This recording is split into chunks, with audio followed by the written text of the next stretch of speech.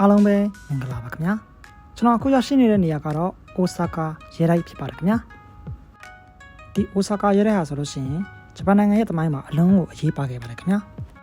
1583ခုနှစ်မှာစစ်သူကြီးတိုယိုတိုမီဟီဒေယိုရှိကစတင်တည်ဆောက်ခဲ့တာဖြစ်ပါတယ်ခင်ဗျာ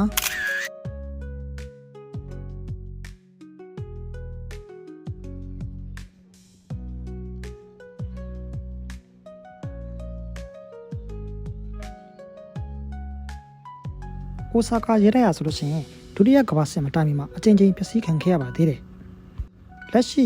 ကျွန်တော်တို့မြင်တွေ့နေရတဲ့အိုဆာကာရဲတိုက်ရဆိုလို့ရှိရင်1995ကနေ1998ခုနှစ်မှာအကြီးစားပြုပြင်မှုတွေတိစောက်ထားတဲ့ပြတိုက်တစ်ခုဖြစ်ပါတယ်ခင်ဗျာ။